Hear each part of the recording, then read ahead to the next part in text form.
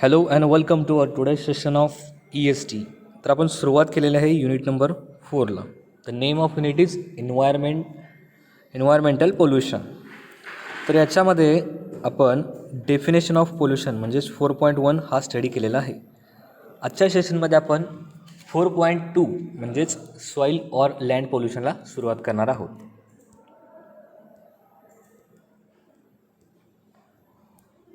तर पहिला soil pollution म्हणजे काय ह्याच्यावरती डिस्कस करूया आपण. The any substances that reduces soil productivity is called as soil pollutant. म्हणजे ज्या गोष्टीमुळे आपली जमीन किंवा माती म्हणता त्याच्यावरती काही हार्मफुल इफेक्ट झाले किंवा त्याची जी प्रोडक्टिव्हिटी असेल ती जर कमी झाली तर त्याला आपण काय म्हणतो, एक प्रकारचा पोल्युटंट. तर सोर्सेस कोणकोणते असणार आहेत पोल्युशनसाठी, जे की सॉईल पोल्युशनचे असणार आहेत. तर पहिला असणार आहे केमिकल, जे की इंडस्ट्रीमधून वेस्ट वॉटर किंवा पेस्टमध्ये आपल्याला मिळून जातात त्या गोष्टी. त्याच्यानंतर येतात की पेस्टिसाइड्स किंवा इन्सेक्टिसाइड्स, म्हणजेच जे आपण शेतीमध्ये खत पाणी वगैरे वापरतो अशा प्रकारच्या गोष्टी आपल्या सॉईल पोल्युशनला कारणीभूत असतात. त्यानंतर थर्ड पॉईंट येतो फर्टिलायझर्स आणि manures that are added to the soil to increase the crop yield. तर फर्टिलायझर वापरल्यामुळे पण पिकाची जी हेल्थ असेल त्याच्यावर इफेक्ट होतो, प्लस आपली जी सॉईल आहे त्याच्यावर पण इफेक्ट होत राहतो. त्यानंतर जे काही पोल्युटंट्स असतात त्याचे कोणकोणते इफेक्ट आपल्या सॉईलवर होतात त्या गोष्टी आपण डिस्कस करूया. Chemicals and pesticides affects the structure and fertility of the soil by killing the soil micro organisms. आता केमिकल आणि पेस्टिसाइड्स ह्या गोष्टी असणार आहेत त्या आपण पोल्युटंट्स म्हणून कन्सिडर करणार आहोत.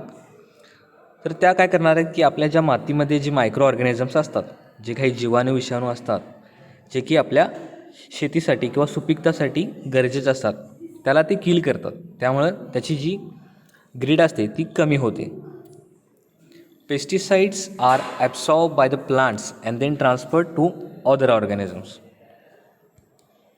आणि त्यानंतर hence they affected food chains and food web, म्हणजेच अन्नसाखळी किंवा अन्नजाळे आपण म्हणतो की त्याच्यावर पण पोल्युटंट्स इफेक्ट करतात.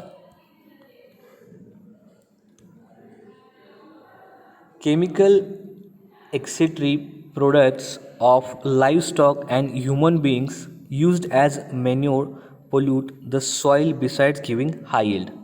आता जे काही आपण मगाशी डिस्कस केले की जे आपला फार्मचा यील्ड असतो तो ग्रो करण्यासाठी आपण पेस्टिसाइड्स केमिकल्स यूज करतो, त्याच्यामुळे पण बराचसा प्रभाव होतो आपल्या मातीवरती.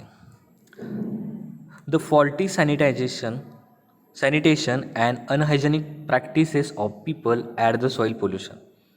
तर जे काही पेस्टिसाइड्स असतील किंवा जे काही सॅनिटेशन आपण करणार आहोत किंवा जे काही चुकीच्या पद्धती आपण अवलंबून घेणार आपल्या शेतीमध्ये फार्ममध्ये, तर चुकीच्या पद्धती यूज केल्या किंवा अतिवापर केल्यामुळे पण आपल्या सॉईल डिग्रेड होऊ शकते. Pathogen present in the waste and etcetera contaminate the soil and vegetables crop, causing diseases in man and domesticated animals. आता जिथं पोल्युशन होतं किंवा जिथं गोष्टीची जी सुपीकता असते ती कमी होते त्यावेळेला काय होतात, एक वेगवेगळ्या प्रकारचे रोग तयार होतात, जे की ह्युमन बिंगसाठी असतील किंवा जे काही ॲनिमल्स असतील त्याच्यासाठी असणार आहे. मग आता ह्याच्यावर कंट्रोल कशा प्रकारे ठेवता येणार ह्या गोष्टी आपण बघूया की various measures to control soil pollution. तर त्या कोणकोणत्या आहेत. पहिला जो आहे तो आहे transfer station for bulk shifting of reuse should be constructed in cities and big towns.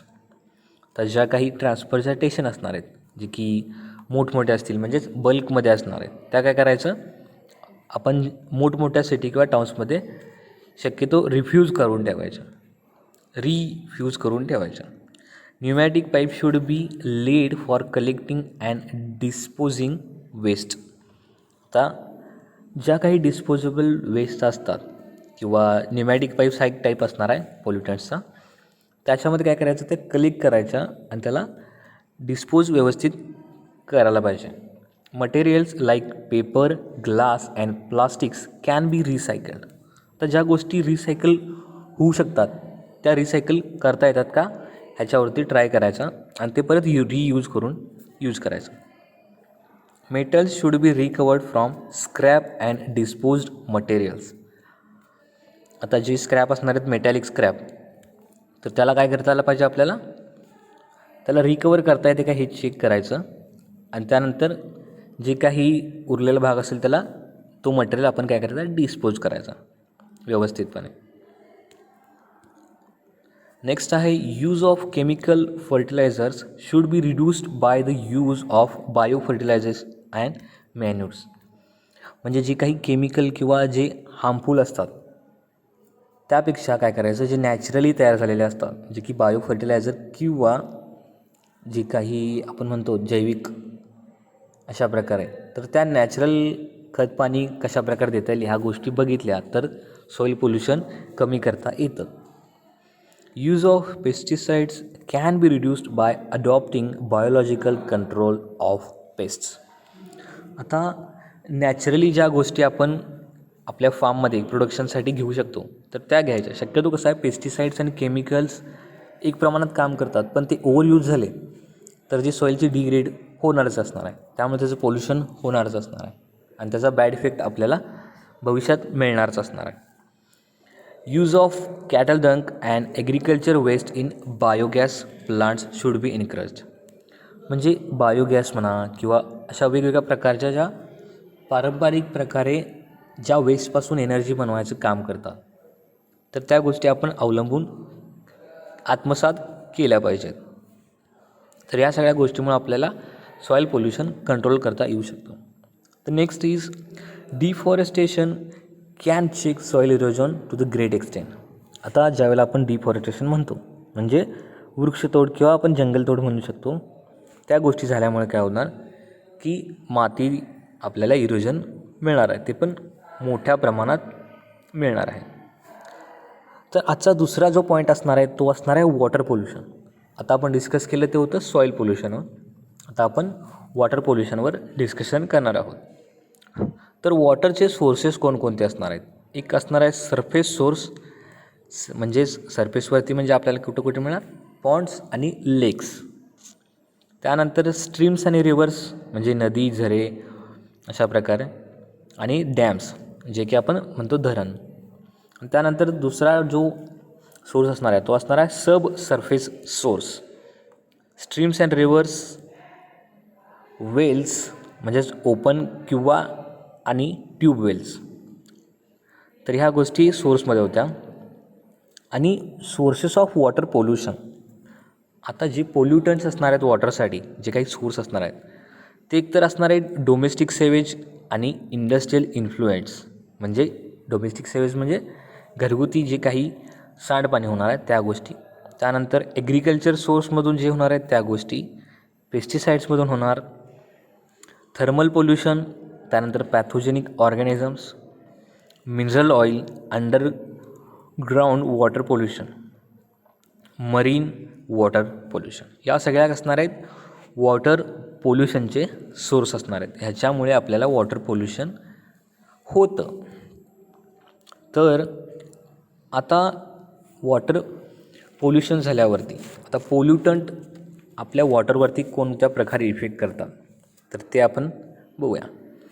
Compounds of mercury, arsenic and lead are poisonous and chemically harmful as they even affect water treatment plant. तर आपल्याला माहिती आहे की maximum केमिकलचे थोडेफार chemicals हे काय असतात, poisonous असतात आणि ज्यावेळेला ते पाण्यामध्ये किंवा कोणत्याही गोष्टीमध्ये मिक्स होतात त्यावेळेला ते हार्मफुल होतातच आणि ते आपल्या जी काही गोष्टी असतात त्याच्यावर अफेक्ट करतात. तर मर्क्युरी असेल, लीड असेल किंवा आर्सेनिक असेल हे तर आपल्याला माहीत आहेत की पॉयझनस असणारच आहेत. Cadmium damages kidneys and livers.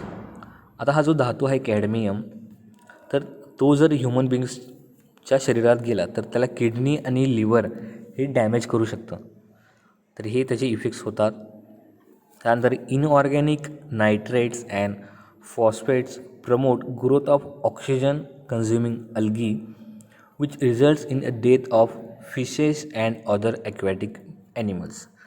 आता नायट्रेट आणि फॉस्फेट्स असतात जे काही अंडर वॉटर असतात तर ते काय करतात की अल्गीचं प्रमाण जास्त प्रोड्यूस करतात. त्याच्यामुळे काय होतं की जे फिश असतील किंवा अंडर वॉटर जे ऑर्गॅनिझम्स असतील किंवा ॲनिमल्स असतील त्यांच्या डेथसाठी कारणीभूत ठरतात.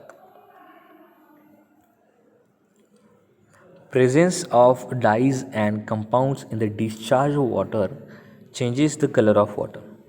आता ज्यावेळेला पाण्यामध्ये काही पोल्युशन होत राहतं त्यावेळेला काय होतं की त्याचा कलर चेंज होतो because of it presents dies and compounds in the discharge water. या गोष्टीमुळं soap, detergent and alkalis result in foam formation. तर ज्यावेळेला पाण्यामध्ये आपण ह्या गोष्टी मिक्स करतो, सोप असेल, डिटर्जंट असेल किंवा अल्कलाईनच्या ज्या गोष्टी असतात त्याच्यामुळे काय होतं, फोम फॉर्मेशन होतं राहतं. Biomagnification is the increase of toxic materials at each trophic level of the food chain.